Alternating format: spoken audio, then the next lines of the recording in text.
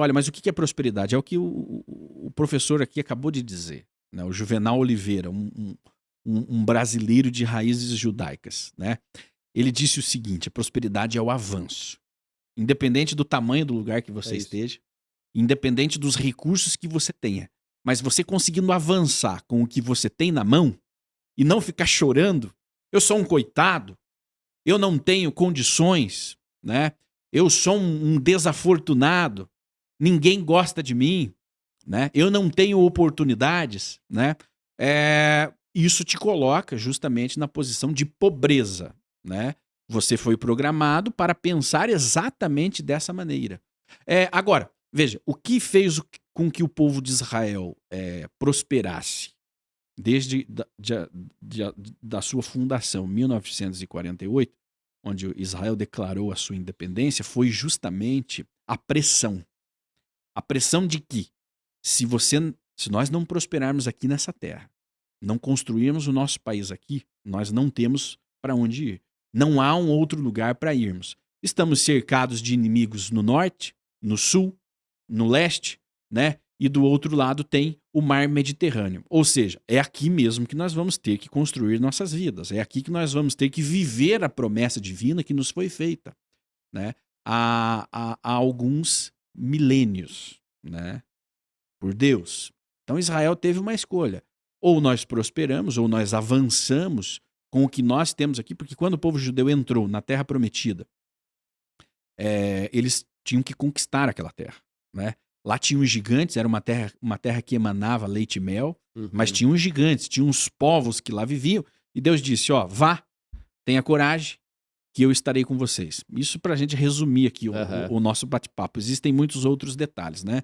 Da promessa. Mas o básico era vá, tenha coragem, e eu vou entregar os inimigos nas suas mãos. Em 1948 foi a mesma coisa, né? A terra de Israel, em 1948, estava tomada de febre amarela, cólera, né? Doenças, falta d'água, né? As florestas estavam devastadas, não tinha, né? Inclusive não tinha motivo para brigarem por conta daquela terra, porque ela era uma terra devastada. Porém, era a única terra que o povo de Israel tinha como sua, né? Não eram os Estados Unidos, tampouco o Brasil, e muito menos a Europa, que tinha acabado de exterminar 6 milhões de judeus nas câmaras de gás. Então, na declaração de independência, Israel começa, e ali ele começa a prosperar. Quando ele começou, no primeiro dia da independência, uma guerra com mais de 5 países, né, tentando dizimar o povo de Israel e empurrar o povo de Israel para o mar. Né? Israel venceu a guerra, se antecipou, venceu a guerra. Né? E daí vieram guerras e guerras e guerras, mas Israel consegue prosperar. Hoje, o salário médio, né, de um israelense é $53 mil, enquanto o salário mais alto do Brasil está no Distrito Federal, né? Que surpresa, é de $19 mil. Né? É uma diferença muito grande. Aí você se pergunta, como que Israel prospera sem ter a quantidade de terras que o Brasil tem, sem ter um governo, aliás, isso Israel não tem mesmo, um governo corrupto, né? Mas sem ter as riquezas naturais que o Brasil tem, aí você fica assim, poxa, Israel faz brotar água do deserto, tira a água salgada e transforma em água potável, tira a umidade do ar e transforma em água potável. Planta no meio do deserto, no meio da areia, e faz nascer. Refloresta deserto. Gente, refloresta deserto. Aí você fala, puxa, e todos os dias as pessoas perguntam para nós, professor, como que o povo judeu consegue prosperar em meio à guerra? Como que o povo judeu consegue ter vida no meio da guerra, né? Ontem mesmo, na ocasião dessa gravação, hoje é uma segunda, ontem os Houthis, né, um grupo do Iêmen, lançou um míssil balístico no meio de Israel. Chegou na segunda-feira, todo mundo trabalhando. As crianças indo para a escola, os pais trabalhando, as forças de defesa protegendo Israel, os políticos fazendo seu trabalho. Israel não parou. Agora, como viver como o povo israelense aqui, onde nós estamos? É uma questão de perspectiva. Porque se nós formos olhar para o que nós temos, nós deveríamos estar muito melhores do que o povo de Israel. Mas nós não temos essa perspectiva. o fato de você pensar em prosperidade, né, o seu amigo do lado já vai se você chegar falando no seu trabalho que você quer ser uma pessoa próspera, de repente seu colega vai rir da sua cara, né? Por quê? Porque nós fomos ensinados a sermos limitados e extremamente limitados ao ponto de acharmos feio quem vem falando sobre crescimento, sobre desenvolvimento. É brega, porque a novela não fala disso. Sim. Né? As novelas, a cultura pop brasileira, ela não exalta o inteligente. Sim. Né? Em Israel, as crianças de 9, 10 anos estão participando de Olimpíadas de matemática e ganhando as Olimpíadas de matemática. O judeu está preocupado em ganhar o prêmio Nobel, né? De produzir uma cura, né? De construir tecnologia. E o Brasil? Né? E infelizmente, nós passamos as últimas 2 semanas vendo as notícias que tomavam as manchetes de uma influencer que foi presa por dar golpe. Sim. Na maioria dos brasileiros. Inclusive jogando tigrinho. Jogos de azar. Veja, é um povo que deveria ser rico, extremamente próspero, mas que nos últimos tempos está perdendo o pouco que tem em jogos de azar. Então, com base nisso que você falou, eu queria tratar 2 assuntos aqui. Um que você falou sobre a pressão de Israel, né? Então, vamos voltar um pouco na história e vamos olhar a história de Davi, por exemplo. É muito fácil falar que Davi venceu Golias. Isso é muito fácil. Muito fácil, porque o milagre, né? O milagre. Foi a mão de Deus, né? Agora vamos fazer a pergunta seguinte. E quando ele venceu o urso no privado, quem estava lá com ele? Quando depois ele venceu o urso ou o lobo, né? Ou quando a gente fala do leão, por exemplo. E quando ele sobreviveu a Esaú, né? O rei que tinha todo o poder. Sim. Né? E Davi já tinha sido coroado. Olha a inteligência emocional de Davi, né? Ele poderia matar. Ele poderia matar. Ele teria até legitimidade. Mas a inteligência emocional dele, não é a hora. Eu vou esperar ele realmente ser tirado por Deus e aí eu assumo o meu papel. Eu falo isso porque, assim, Shimon, muito nosso processo hoje sobre prosperidade que a gente entende, né, sobre a perspectiva. Eu acho que quando Davi ele olhou o leão, ele matou para recuperar a sua ovelha, a perspectiva que ele teve do leão e do gigante foi a mesma. Porque ele falou o seguinte, a palavra diz, né, que ele venceu o urso, leão, ou o lobo, leão, dependendo da tradução, né? E quando ele chegou de frente pro gigante, ele teve a mesma perspectiva. A mesma energia de superar os desafios. E ele reforça que o mesmo Deus que ajudou lá com o leão vai ajudar com o gigante. Então, diante disso, qual é a perspectiva que eu tenho sobre o que aconteceu com Israel, sobre a nossa percepção de vida? É a mesma visão, percepção que foi nos ensinado lá atrás. Então, quando enxergamos que passamos por uma situação difícil, o povo unido, a mentalidade que eu vou passar, a mentalidade que é possível, a mentalidade que, vamos trazer aqui o oliveira, né, para você tirar, o que a gente vai espremer para sair um bom azeite, por exemplo. Então, não tem como você só apertar de um lado, você tem que espremer bem, você tem que apertar, tem que tirar o máximo possível para sair o melhor. Então, fazendo a devida analogia, eu acho que na vida ela trata a gente dessa forma.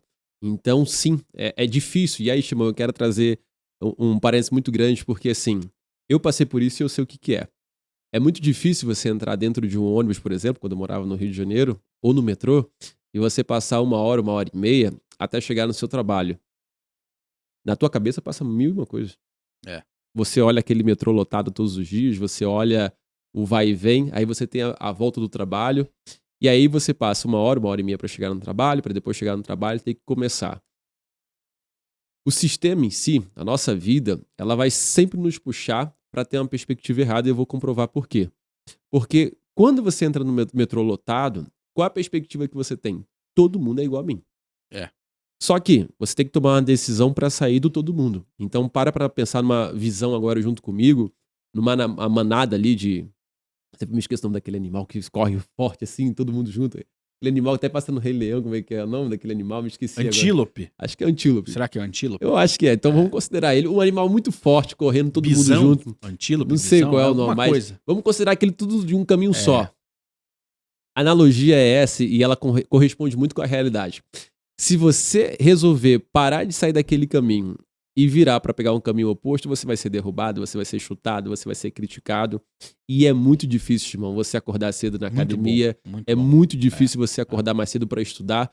Por quê? Porque você está tomando uma reação diferente. Estou dando um exemplo do metrô, né? Quando você entra no metrô e todo mundo pensa igual a você. E aí, quando você chega no trabalho, por exemplo, qual é a perspectiva, qual é a visão de vida daquela pessoa que está do teu lado? Você não sabe. Talvez ela lida com aquele trabalho como se fosse mais um dia e aquilo ali para ela tá importante. Então, quando eu falo de perspectiva, quando eu falo de visão, é porque a todo momento isso é impactar na nossa vida. Então, quando você decide, por exemplo, eu vou ler um pouco mais. Lá, já vai o sabe tudo. Já vai o nerd que quer estudar. Eu me lembro que quando eu estava na faculdade, eu sempre tive muita dificuldade de prestar atenção na aula, né? Então, eu sempre gostei de estudar dentro de casa. E eu tenho dificuldade de aprender. Então, eu preciso estudar mais do que a média. É a minha percepção sobre estudos, né? Então, era normal passar final de semana ou acordar mais cedo antes do trabalho para estudar.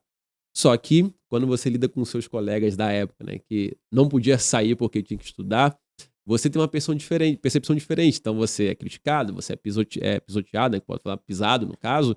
Então, fazendo essa analogia... Você é o isolado. O isolado. Então, em algum momento, fazendo a lembrança, por isso que eu citei a história de Davi, em algum momento você vai ter que ficar isolado. Isso é fato. Em algum momento você vai ter que parar na sua vida e estudar mais do que a média, se dedicar mais do que a média. Vai ter que enfrentar o mundo. Vai ter que enfrentar. E tem um detalhe, Shimon, que eu acho que isso é legal falar. Muitas vezes isso é solitário. Na maioria. Dificilmente hoje uma pessoa, você pega a história de grandes homens aqui no nosso Brasil, empresário, independente de denominação, religião, pode reparar que, sem exceção, ele teve um momento isolado. Um momento, Shimon, que ninguém acreditou no projeto dele. Um momento que ele teve que acreditar com as convicções. Só que quando você tem a convicção, o que você tem? A percepção. É por isso que Salmo fala o seguinte: eu olharei para o alto, da onde vem o socorro? Vem dos céus.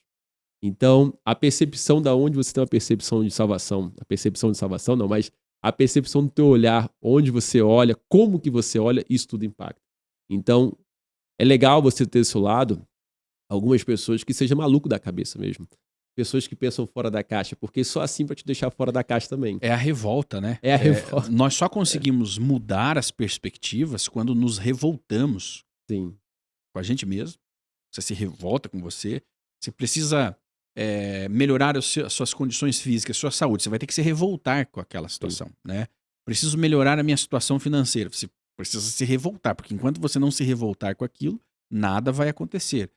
Quero, né, mudar a minha vida, quero conquistar algo melhor. Você tem que se revoltar com o que você... Não ser mal agradecido com os céus, com o que você tem, mais se revoltar com você. Olha, eu preciso porque essa situação não é mais a minha realidade. E aí sim, aí você começa a mudar a sua mente e aceitar que aquilo ali já não é mais o seu normal. Porque quando você entra todos os dias, durante anos, no metrô lotado, e fica ali 1, 2 horas... né? Você passa mais tempo no metrô, 1/4 da sua vida você passou andando de metrô. E você olha aquilo como normal. Não, tá todo mundo assim, é o que a vida tem pra mim, né? Você vai precisar se revoltar com a situação do metrô e falar: eu não ando mais de metrô. Sim. Eu não entro mais em um metrô. Eu preciso mudar de vida, eu preciso de um emprego próximo da minha casa, ou eu preciso ir morar próximo do meu trabalho, porque eu não vou mais passar 2 horas no metrô. É isso aí. Né? Agora, para eu poder morar próximo ao trabalho, o que eu preciso fazer? Preciso comprar uma casa próxima do trabalho. Mas para comprar essa casa, eu preciso ganhar mais dinheiro. É isso aí. E aí é que começa a sua jornada. O que você vai fazer para faturar mais? Em busca da sua prosperidade. Nesse caso, o que é prosperidade? A qualidade de vida. Sim. De morar perto de casa. Né? De morar próximo do trabalho. Né, de não precisar pegar metrô ou tampouco um carro para ir trabalhar, né? E aí você vai traçando as suas metas, traçando os seus objetivos, traçando estratégias para conquistar. Então, essa prosperidade que nós tanto falamos e nunca falou-se tanto de prosperidade no Brasil, sim, mas também nunca o brasileiro precisou tanto prosperar, né? E prosperar de verdade. Só que essa prosperidade financeira que nós vemos lá, os mentores, os coaches, né, líderes, né, ganhando milhões, com carrões, e eles mostram aquilo ali é possível, mas só será possível para uma porcentagem das pessoas que buscam isso. Por quê? Porque você terá que fazer o que 99% não está disposto a fazer. É isso. Você terá que... aí é clichê, né? Sair da sua zona de conforto, só que não é algo óbvio, mas que nós não fazemos porque É confortável você se manter naquela posição de, puxa, é o que eu tenho, são os problemas políticos, são os problemas, né? As diferenças sociais que existem no nosso país. Tudo isso existe, tudo isso é uma realidade. Mas se você botar para fazer o negócio, você consegue. Não é impossível. Porque nós estamos aqui.